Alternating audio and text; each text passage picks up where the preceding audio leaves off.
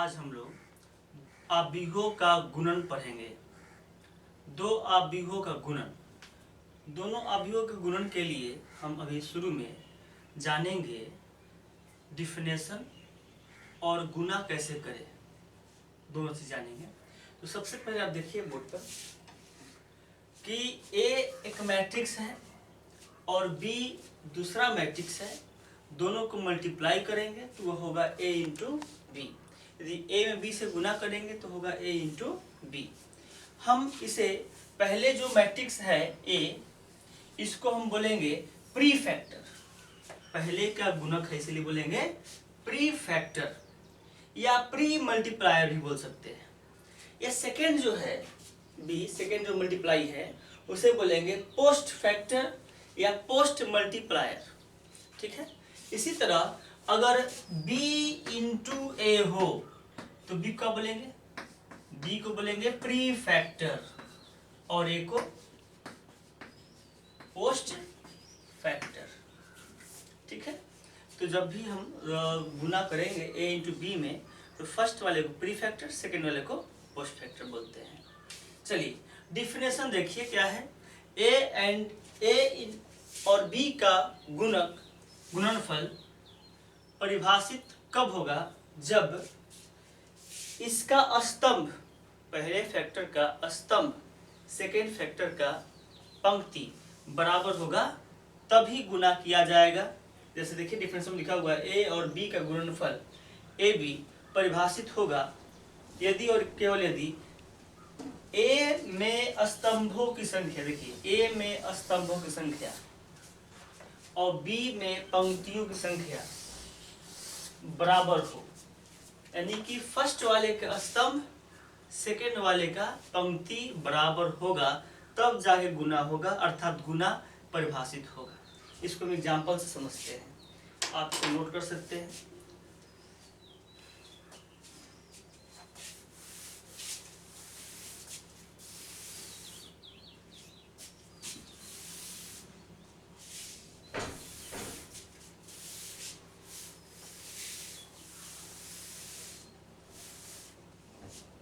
देखिए यदि A m by n order का मैट्रिक्स है, A m by n order का मैट्रिक्स है, बी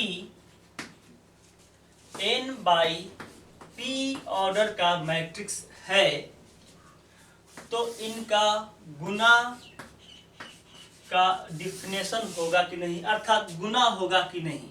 तो गुना होने के लिए शर्त बताया गया है कि पहले वाले का स्तंभ, कितना स्तंभ है, ये क्या है, ये स्तंभ, और ये क्या है, पंक्ति, दोनों बराबर है। दोनों यहाँ बराबर है, दोनों बराबर है तब यहाँ दोनों बराबर है।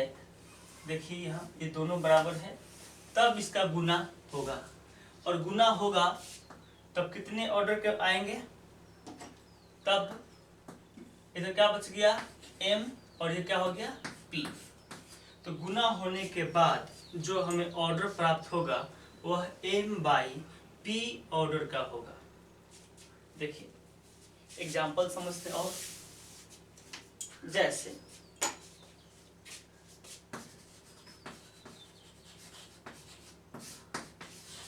ए 2/5 ऑर्डर का है, बी 5/3 ऑर्डर का है, तो क्या ए इंटू बी परिभाषित है? क्या गुना होगा? तो हाँ गुना होगा। क्यों होगा?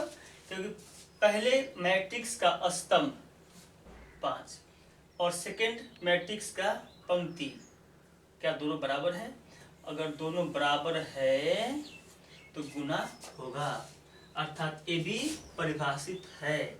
तो अब गुना होने के बाद जो मैट्रिक्स आएगा वो कितना ऑर्डर का आएगा? 2, क्या है 3, 2/3 ऑर्डर का मैट्रिक्स आएगा। ठीक है, नोट कीजिए। एक और एग्जाम्पल देखिए, आपको अच्छा समझ में आना चाहिए, बेसिक बातें चल रही है। 3/4, 4/7। क्या a इंटू बी परिभाषित है, अर्थात क्या a b में गुना किया जा सकता है? तो a b में गुना कब होगा? जब पहले वाले का स्तंभ 4, फिर सेकंड वाले का पंक्ति 4 है, ये दोनों क्या है? बराबर है, दोनों बराबर है। फिर से देख लो, प्री फैक्टर का स्तंभ पोस्ट फैक्टर का पंक्ति बराबर हैं तो गुना होगा, और वह गुणनफल जो होगा कितना ऑर्डर का आएगा? 3/7 ऑर्डर का मैट्रिक्स आएगा। ठीक है, लिखिए।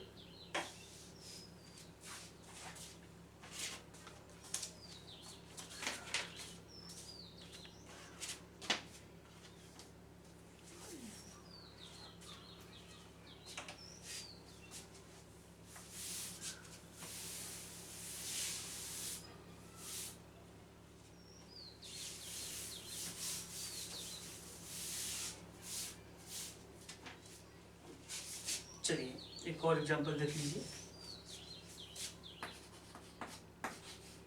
ए 3/4 ऑर्डर का है, बी 4/5 ऑर्डर का है।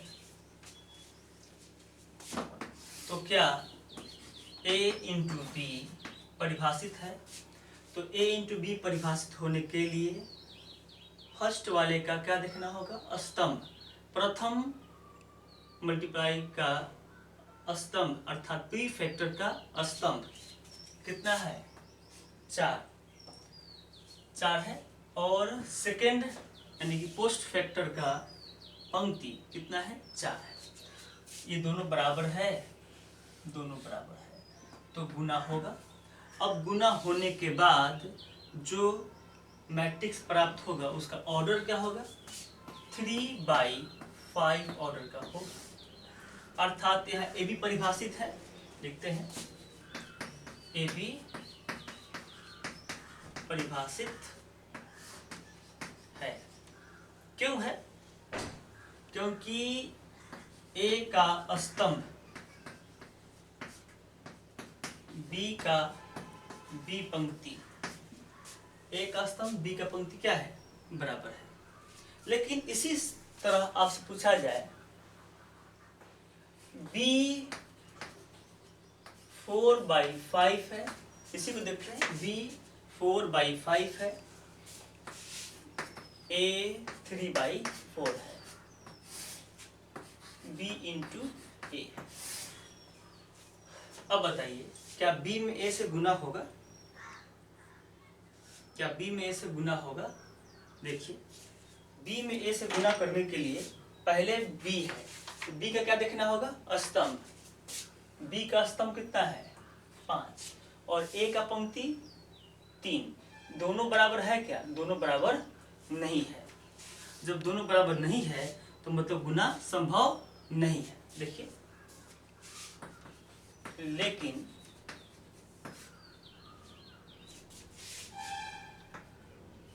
बी ए, देखिएगा ए बी परिभाषित है लेकिन बी ए परिभाषित हो भी सकता है और नहीं भी हो सकता है। इसी चीज को हमको समझना है एग्जाम्पल से। आप देख ले, यहाँ पर लिखते हैं, यहाँ पर गुना संभव नहीं है। क्यों नहीं है? क्योंकि बी का स्तंभ 5 है, ए का पंक्ति 3 है। क्या ये दोनों बराबर है? बराबर नहीं है। मतलब बी ए परिभाषित नहीं है। तो इस एग्जाम्पल से आप क्या समझे? इस बात से समझे कि ए बी परिभाषित हो तो जरूरी नहीं है कि बी ए भी परिभाषित हो जाए। तो प्रॉपर्टी है, इसको हम लिख लेते हैं, नोट में ही लिख लेते हैं। ठीक है, नोट में लिखिए। इस एग्जाम्पल से क्या समझे, तो ये बात समझे, ए बी परिभाषित है तो आवश्यक नहीं है कि बी ए भी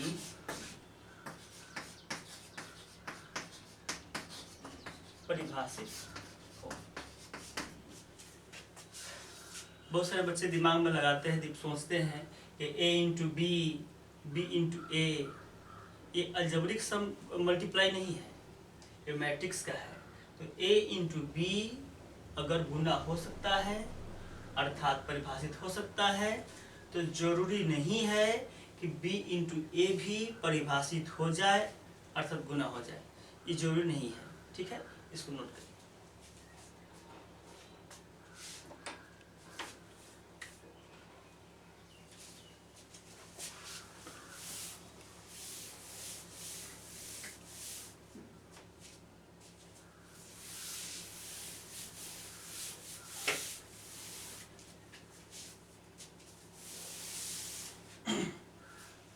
अगला एग्जाम्पल, बहुत सारी इसकी प्रॉपर्टियां हैं, तो हम लोग एग्जाम्पल के बेसिक पर ही सब प्रॉपर्टी को क्लियर करेंगे।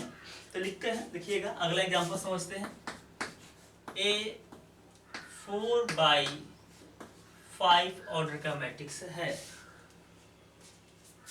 और बी 5/4 ऑर्डर का मैट्रिक्स है। तो बताइए ए इंटू बी इरेड है क्या? ए इंटू बी गुना होगा कि नहीं होगा, यानी कि ए में बी से गुना होगा कि नहीं होगा। तो पहला प्री फैक्टर क्या देखना है हमको, स्तंभ कितना है 5, बी का कितना दिखना है पंक्ति, ए का स्तंभ 5, बी का पंक्ति 5, दोनों बराबर है। जब दोनों बराबर है तो गुना संभव है अर्थात ए बी परिभाषित है। तो कितना ऑर्डर का गुना आएगा, 4/4 ऑर्डर का आएगा। देखिए तो यहाँ ए बी परिभाषित है कि नहीं है, क्यों है, क्योंकि ए का स्तंभ बी का पंक्ति बराबर है। तो लिखते हैं यहाँ पर ए बी परिभाषित है क्योंकि ए का स्तंभ 5 है, बी का पंक्ति 5 है, बराबर है, इसलिए ए भी क्या है परिभाषित, गुना हो सकता है। इसी तरह हम देखते हैं आगे इसी पर कि b इंटू ए किया जाए। b कितना है, b कितना है 5/4 और a कितना है 4/5। क्या यहाँ गुना होगा? जी गुना होगा, क्योंकि b में a से गुना करना है। देखिए तो b का क्या देखना है, स्तंभ, पहले वाले का स्तंभ, सेकेंड वाला का पंक्ति। स्तंभ कितना है 4, इसका पंक्ति कितना है 4, ये दोनों बराबर है। जब दोनों बराबर है तो गुना होगा। तो गुना होने के बाद जो मैट्रिक्स आएगा वो कितना ऑर्डर का होगा भाई 5/5। तो देखिए तो यहाँ बी ए भी परिभाषित है, बी ए परिभाषित है क्योंकि बी का स्तंभ ए का पंक्ति बराबर है। तो अभी हमने क्या इसके पहले पढ़ा, प्रॉपर्टी क्या दिखा कि ए बी परिभाषित हो तो जरूरी नहीं है कि बी ए भी परिभाषित हो। वहां परिभाषित नहीं था बी ए, यहाँ बी ए क्या है परिभाषित है। तो लिखते हैं यहाँ पर नोट में क्या ऑब्जर्वेशन हुआ इसमें, ए बी परिभाषित है तो बी ए भी परिभाषित है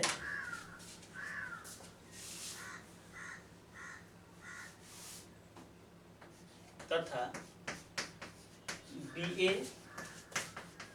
परिभाषित है। बी ए परिभाषित होगा जब ए एम बाई एन तथा B N by M order का हो।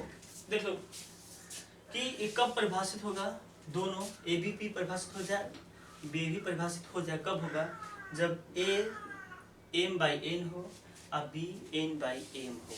इसका पंक्ति इसका स्तंभ, ये पंक्ति और ये स्तंभ हो जाएगा तब। तो मैंने इसके पहले देखा कि ए बी परिभाषित था तो बी ए परिभाषित नहीं था, यहाँ बी ए परिभाषित है। तो मैंने क्या कहा कि यदि ए बी परिभाषित है तो जरूरी नहीं है कि बी ए भी परिभाषित हो, किसी कंडीशन में परिभाषित हो भी सकता है और किसी पर परिभाषित नहीं भी हो सकता है। ठीक है, नोट करिए।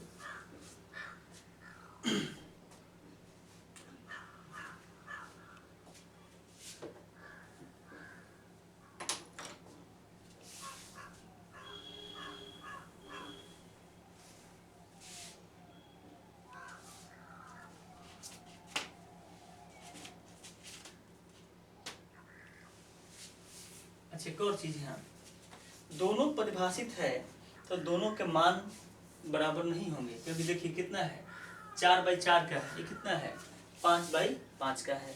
तो आप ये ना समझें कि ए बी और बी ए परिभाषित हो तो ए बी बराबर बी ए भी हो जाए, अर्थात जरूरी नहीं है कि दोनों बराबर भी हो जाए। तो यहाँ दोनों बराबर नहीं है। ठीक है,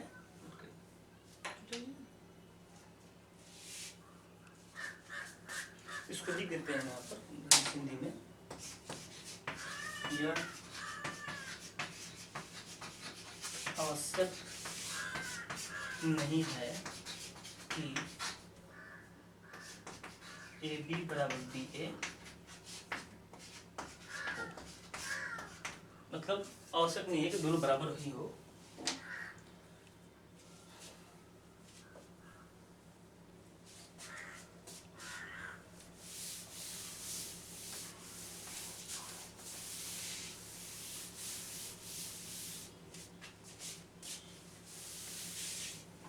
एक और चीज है,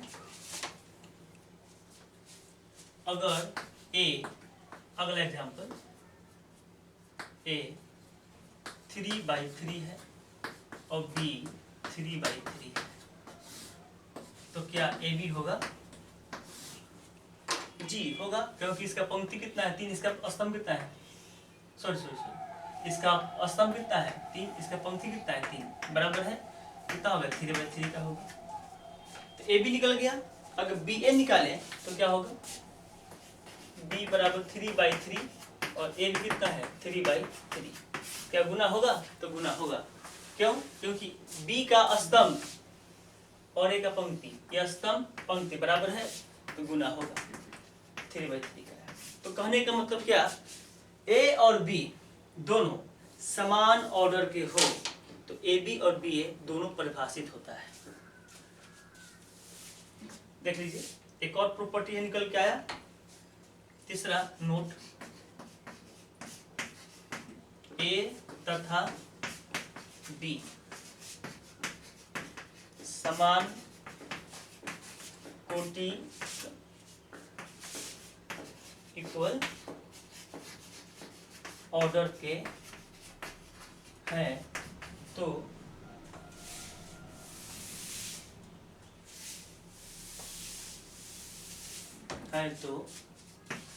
ए इंटू बी तथा बी इंटू ए परिभाषित। ये था आपका डिफिनेशन और कंडीशन। ठीक है, अब चलते इसमें आगे। अगला एग्जांपल से देखते हैं।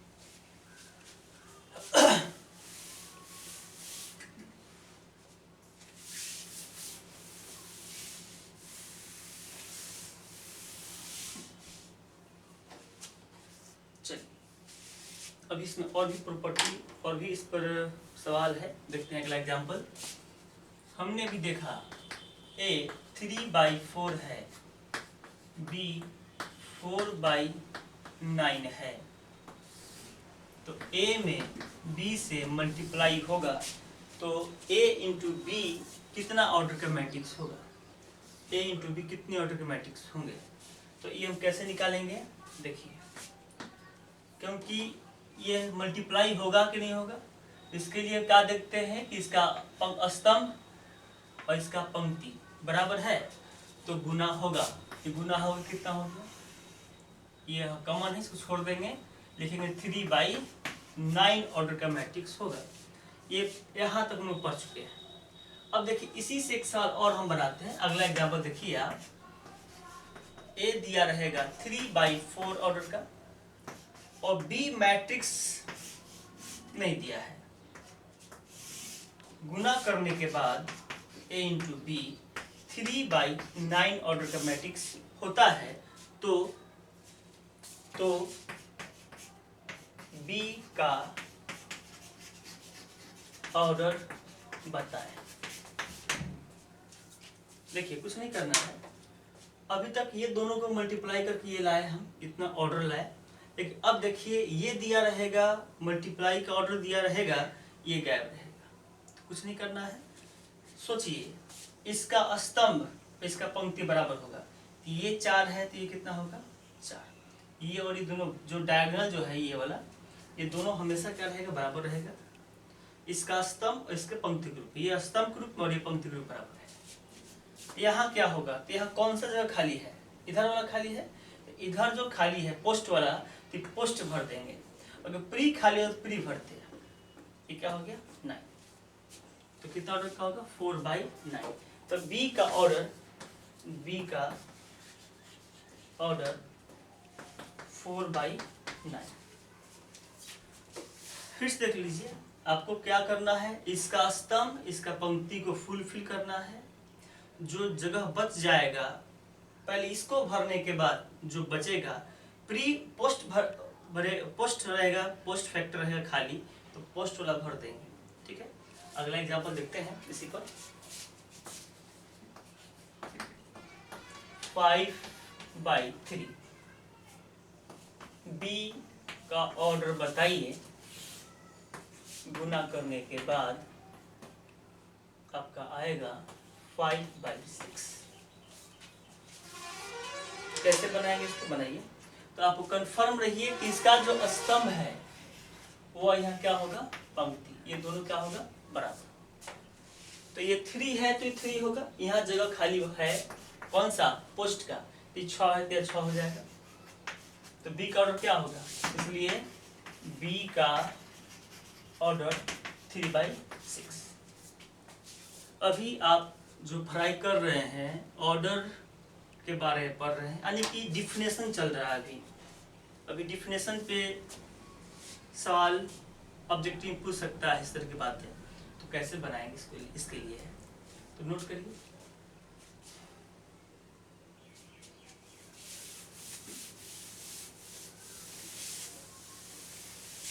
एक और एग्जांपल हो जाए। एग्जांपल ए 2/7 बी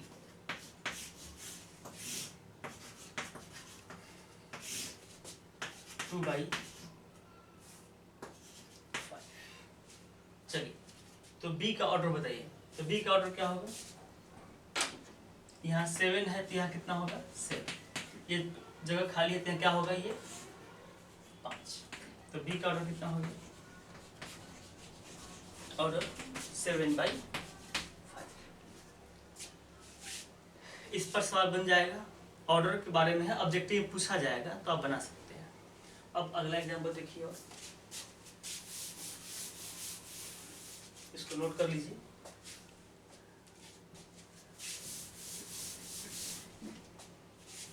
देखिए, अब की बार ए का ऑर्डर गायब रहेगा, ए बताना है, बी का ऑर्डर है 3/5, मल्टीप्लाई करने के बाद हमारा आएगा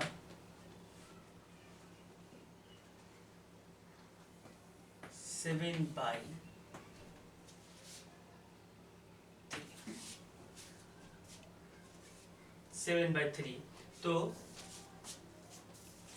तो ए का मैट्रिक्स बताया। तो कैसे बनाएंगे, ये भी तो आसान ही है। आप देखो, ये स्तंभ और ये पंक्ति दोनों बराबर होने चाहिए। तो अब की ये पंक्ति और ये स्तंभ क्या होगा, बराबर। तो ये 3 भी कितना होगा, 3। ठीक है। अब देखो, ये तो भरा गया, ये खाली है। ये खाली जो है कहाँ से भरेंगे, ये वाला 7। तो एक कितना ऑर्डर का होना चाहिए, 7/3। इसलिए ए का ऑर्डर कितना होगा, 7/3 ऑर्डर का मैट्रिक्स होगा। अभी आप बेसिक पढ़ रहे हो, गुणनफल का बेसिक।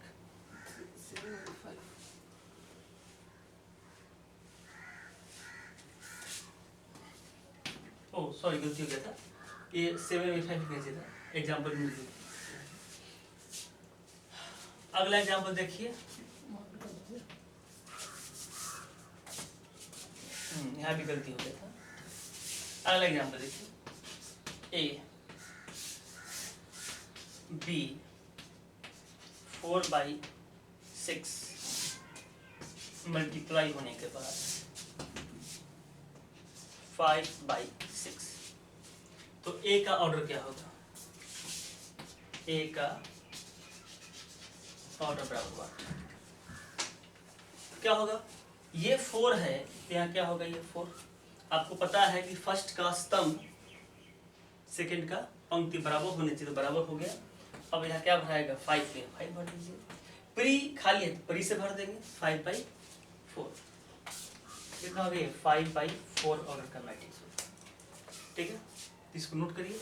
ऑब्जेक्टिव में इस तरह से पूछा जा सकता है। अब हम पढ़ेंगे दो मैट्रिक्सों का अवयव का गुणनफल कैसे करेंगे, इस नोट कीजिए।